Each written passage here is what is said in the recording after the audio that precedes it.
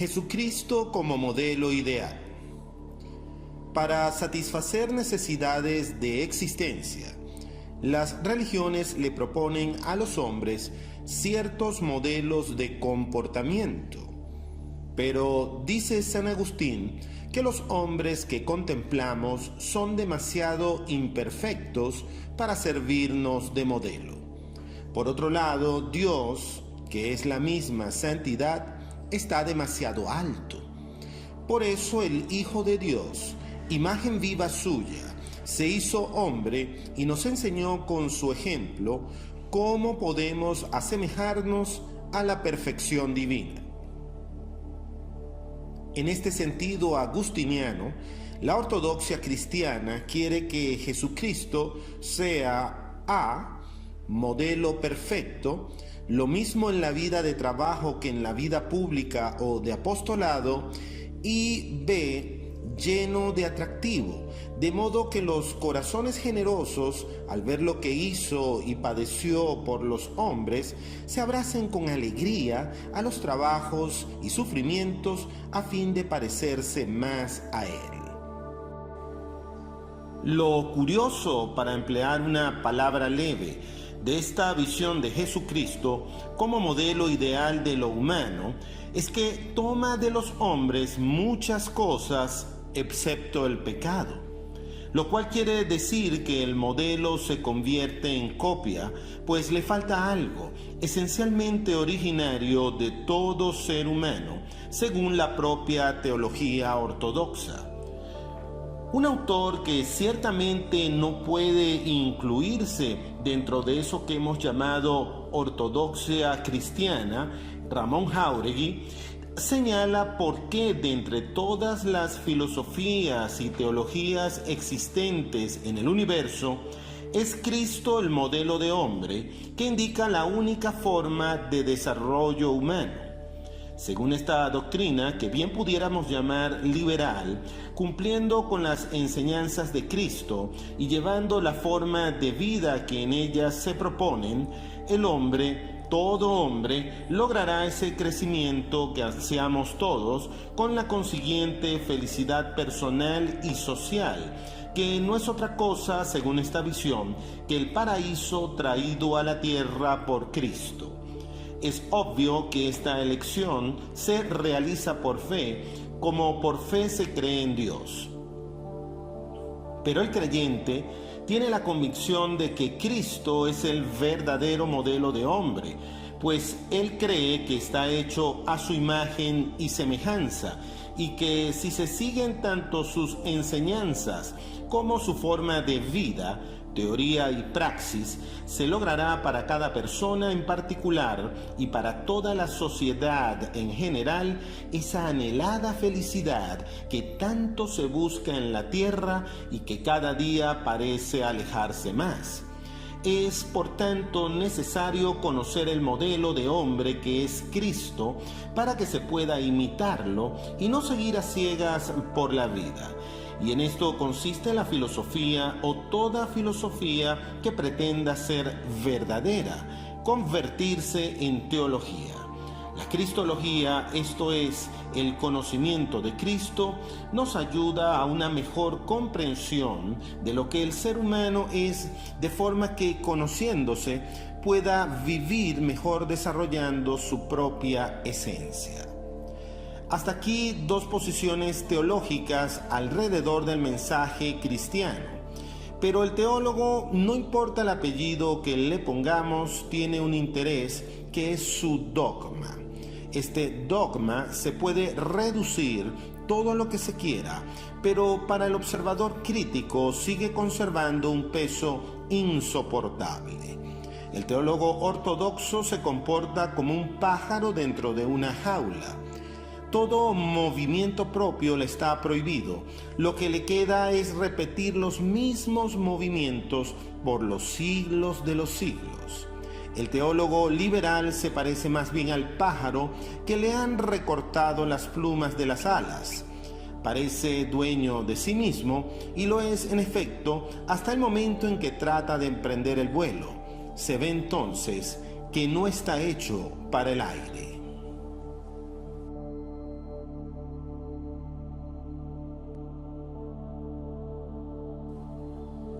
éticamente y también vitalmente y en general humanamente, modelo designa a aquella persona que por su comportamiento y hasta simplemente por su modo de ser lo que es, por su propio ser, ejerce una atracción sobre otras personas. La noción de modelo en este sentido ha sido tratada modernamente por varios autores, entre los que destaca el filósofo francés Henri Bergson. En todos los tiempos, según Henri Bergson, han surgido hombres excepcionales en quienes se encarna la moral más acabada. Antes de los santos del cristianismo, la humanidad había conocido a los sabios de Grecia, a los profetas de Israel, a los anaantes del budismo y a otros más. A ellos se ha hecho siempre referencia cuando se ha querido encontrar la moral completa o absoluta. En efecto, esta moral, para ser plenamente ella misma, debe encarnarse en una personalidad privilegiada que se convierta en su ejemplo. ¿Por qué los santos tienen imitadores? ¿Por qué los grandes hombres de bien han arrastrado tras ellos a las multitudes?, se pregunta Henri Bergson. No piden nada y sin embargo obtienen todo. No tienen necesidad de exhortar, pues les basta con existir. Su misma existencia es una llamada. Solo quienes se han encontrado en presencia de una gran personalidad moral han conocido enteramente la naturaleza de esta llamada.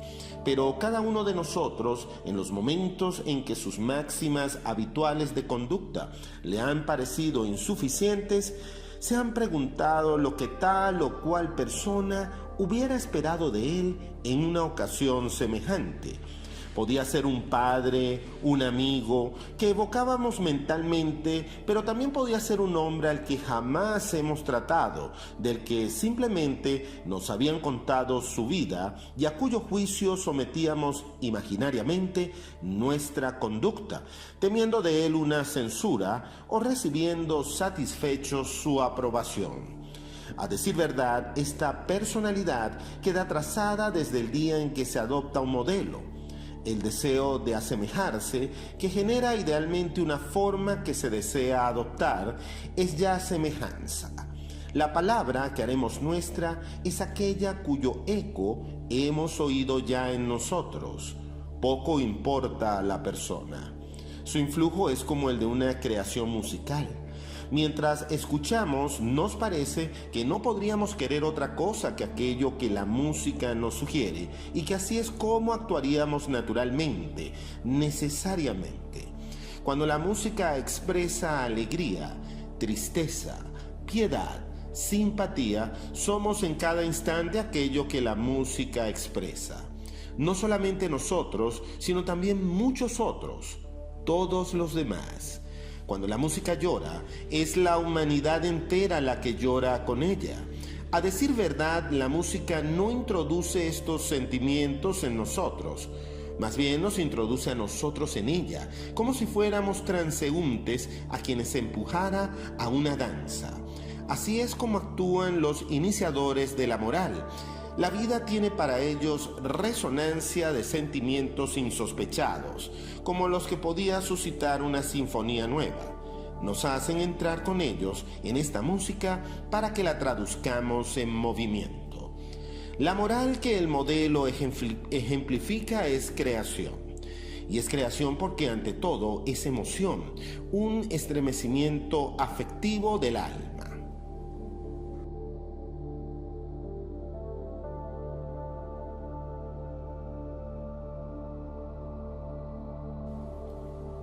Fundadores y reformadores de religiones, místicos y santos, oscuros héroes de la vida moral que hemos podido encontrar en nuestro camino y que ante nuestros ojos igualan a los más grandes, todos son conquistadores, porque han roto la resistencia de la naturaleza y elevado a la humanidad a nuevos destinos.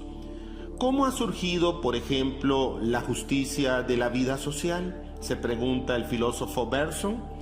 Contesta: recordemos el tono y el acento de los profetas de Israel. Es su propia voz la que escuchamos cuando se admite y se comete una gran injusticia. Desde el fondo de los siglos elevan los profetas su protesta. La idea moderna de justicia ha progresado en virtud de una serie de creaciones individuales que han alcanzado el éxito mediante múltiples esfuerzos animados por un mismo impulso. Son las almas místicas las que han arrastrado y arrastran todavía en su movimiento a las sociedades civilizadas. El recuerdo de lo que fueron y de lo que hicieron se ha depositado en la memoria de la humanidad. Cualquiera de nosotros puede revivirlo, sobre todo si lo une a la imagen que permanece viva en él de una persona que haya participado de esta mística y la haya hecho irradiar en torno suyo. Incluso aunque no evoquemos tal o cual figura, sabemos que sería posible evocarla. De este modo ejerce sobre nosotros una atracción virtual. Aunque nos desinteresemos de las personas, queda la fórmula general de la moralidad aceptada hoy por la humanidad civilizada. Esta fórmula engloba dos cosas: un sistema de órdenes dictadas por exigencias sociales impersonales y un conjunto de llamadas lanzadas a la conciencia de cada uno de nosotros por personas que representan lo mejor que ha habido en la humanidad. Del mismo modo que ha habido hombres geniales que han ampliado los límites de la inteligencia, así también han surgido almas privilegiadas que se sentían unidas a todas las almas y que en lugar de permanecer en los límites del grupo ateniéndose a la solidaridad establecida por la naturaleza, se han abierto a la humanidad en general por un impulso de amor. La aparición de cada uno de estos fue algo así como una creación de una nueva especie compuesta de un único individuo. De esta manera, el empuje vital ha conducido de tiempo en tiempo en un hombre determinado a un resultado que no se hubiera podido conseguir de golpe para el conjunto de la humanidad. Cada una de estas almas marcó un cierto punto de la evolución de la vida y cada una de ellas manifestó bajo una forma original un amor que parecía ser la esencia misma del esfuerzo creador. La emoción creadora que levantaba a estas almas privilegiadas y que era un desbordamiento de vitalidad se extendió en torno suyo. Al ser entusiastas, irradiaban un entusiasmo que nunca se ha extinguido por completo y que siempre puede renovar su llama. Hoy, cuando resucitamos en el pensamiento a esos grandes bienhechores, cuando les escuchamos hablar y los vemos actuar, sentimos que nos comunican su ardor y nos arrastran en su movimiento. No se trata de una coerción más o menos atenuada, sino de una atracción en cierta medida irresistible.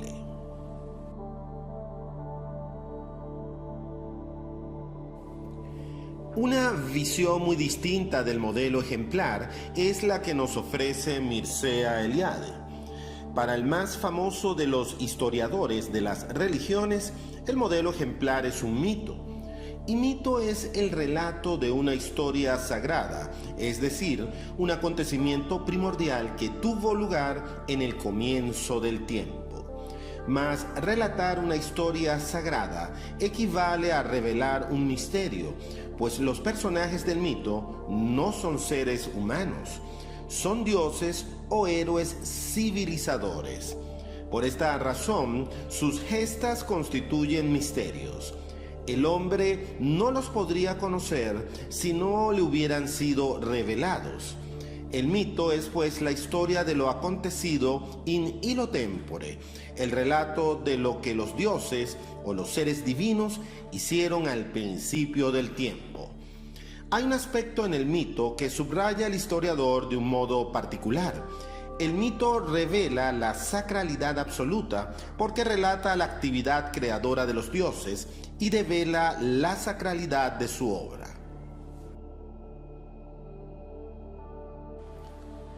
Por otra parte, al ser toda creación obra divina y por tanto irrupción de lo sagrado, representa asimismo una irrupción de energía creadora en el mundo. Toda creación estalla de plenitud. Los dioses crean por exceso de potencia, por desbordamiento de energía. La creación se hace por acrecentamiento de sustancia ontológica. Por esta razón, el mito que refiere esta ontofanía sagrada, esta manifestación victoriosa de plenitud de ser, se erige en modelo ejemplar de todas las actividades humanas. Solo él revela lo real, lo sobreabundante, lo eficaz. La función magistral del mito es, pues, la de fijar los modelos ejemplares de todos los ritos y de todas las actividades humanas significativas: alimentación, sexualidad, trabajo, educación. Al comportarse como ser humano plenamente responsable, el hombre imita los gestos ejemplares de los dioses, repite sus acciones, trátese de una simple función fisiológica como la alimentación o de una actividad social, económica, cultural, militar. Preciso es subrayarlo. Desde el principio, el hombre religioso sitúa su propio modelo a alcanzar en el plano transhumano, en el plano que le ha sido revelado por los mitos. No se llega a ser verdadero hombre salvo conformándose a la enseñanza de los mitos, salvo imitando a los dioses, escribió Mircea Eliade. El punto más elevado de la vida intelectual de Platón lo representa sin lugar a dudas el descubrimiento de la teoría de las ideas, dogma central de la filosofía platónica.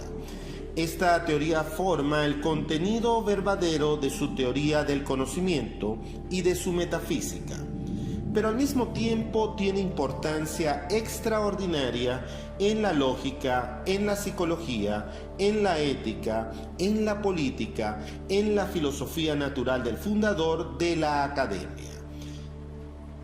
El saber real es sólo el saber conceptual. Esta frase ha sido la base del pensamiento socrático, pero ¿de dónde procede este saber? De las percepciones únicamente no pudo brotar jamás. ¿Cómo se explica el hecho realmente sorprendente de que alguien como el esclavo del Menón, que jamás había oído hablar de matemáticas, al ser preguntado metódicamente por Sócrates, exponga ideas que nunca había aprendido? Para Platón solo hay una respuesta a esta aporía. El alma adquirió todo su saber verdadero antes de esta vida. Entonces se puede establecer que todo saber tiene que ser reminiscencia de lo que el alma contempló en su existencia supraterrena, pero que olvidó al encarnarse en un cuerpo humano. Estos conocimientos se despiertan de nuevo en nosotros cuando contemplamos objetos que presentan una cierta semejanza o desemejanza con las ideas que anteriormente hemos contemplado. Esta nostalgia nos empuja como una especie de locura divina y con fuerza extraordinaria a crear en un alma hermosa lo bello, lo justo, lo bueno, y a elevarnos así o de cualquier otro modo con ella a imitar esa imagen primitiva por medio de una verdadera virtud en este mundo. Es este el origen del verdadero eros, del amor platónico, que no es otra cosa que una aspiración de los filósofos hacia el conocimiento verdadero de las esencias que hemos contemplado una vez que en el reino de la verdadera realidad. Junto con esto va un deseo ineluctable de imitar estas esencias supremas durante toda nuestra existencia y realizarlas en nosotros. Estas formas celestes solo son perceptibles a un pensamiento puro, libre en lo posible de las trabas del cuerpo. Estas formas, que carecen de cualidades sensibles, son totalmente trascendentes. Pero este pensamiento, que en sus primeros comienzos está movido por la percepción, sobre todo por lo que aporta el sentido de la vista, que es el más noble de todos, solo puede provocar clara y precisamente el recuerdo de las esencias contempladas cuando ha sido adiestrado largamente en la dialéctica.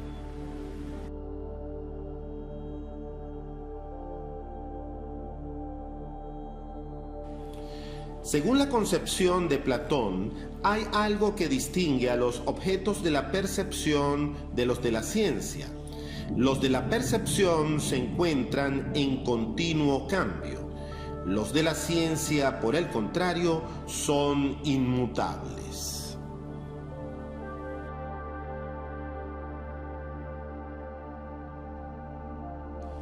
Los objetos matemáticos y las formas geométricas ejemplifican claramente esta tesis. Además, no solamente son estáticos, sino que están libres de cualquier influjo del mundo corpóreo. Existen fuera de esta realidad y poseen, tanto por su forma como por su contenido, una naturaleza suprasensible. Pero esto no quiere decir que sean el resultado de nuestros pensamientos e imaginaciones, sino que de la misma manera que están en nuestra conciencia, independientes de nuestras percepciones y voliciones, permaneciendo siempre idénticos a sí mismos, de la misma manera se manifiestan ante esta conciencia como absolutamente reales. Estas esencias inmutables existían ya mucho antes de que nosotros entráramos en la temporalidad por nuestro nacimiento. Existieron desde siempre y existirán para siempre. Son, en consecuencia, eternas. De esta manera es como Platón deviene descubridor del mundo inmaterial, el auténtico fundador del idealismo, que solo atribuye realidad absoluta a las ideas. Pero frente al mundo invisible de lo verdaderamente real de las esencias que permanecen eternamente inmutables, mundo que solo puede ser captado por el pensamiento puro, se encuentra como punto intermedio entre el ser y el no ser, el mundo visible de los fenómenos del nacer y el perecer, que está continuamente en cambio. De esta distinción fundamental de ambos mundos se sigue su distinto modo de valorarlos. El conocimiento de las ideas es lo único verdaderamente valioso para el amigo de la sabiduría. Ellas son las metas más elevadas de todos los anhelos y de todas las acciones de los hombres. El abismo entre los dos mundos parece infranqueable. ¿Cómo habrá que concebir entonces la relación entre el mundo de las ideas y el mundo de los fenómenos, si el devenir hay que explicarlo desde el ser? Si las cosas sensibles, que a pesar de todo tienen una cierta semejanza con las ideas, deben precisamente a estas lo que son, ¿cómo hay que concebir esta dependencia originaria? Según la explicación platónica, los objetos de la realidad participan de varios modos de las ideas. Esta idea de participación es lo que Platón llamó métesis. Así pues, la nieve es blanca porque participa de la idea de blanco. De las ideas reciben también las cosas sus denominaciones y sus predicados, según las ideas de las que participan. Platón hace que la idea se manifieste en la correspondiente cosa sensible. Este presentarse solo puede entenderse como trascendente, como ocurre con la presencia real en el retrato o del cuadro original en la copia. Los problemas que presenta tal teoría son tantos y de tal magnitud que el propio fundador de la academia les dedicó varios libros. No es este el momento ni el lugar para su abordaje. Mantenga solamente presentes el lector estos pocos conceptos, si desea entender lo que pueda ser el seguir un modelo ideal, como nos proponen los teólogos cristianos. En este sentido, nos atreveríamos a afirmar que Platón ha sido el primer padre de la Iglesia, pues sin el aporte de su pensamiento, gran parte del dogma católico y cristiano sería impensable.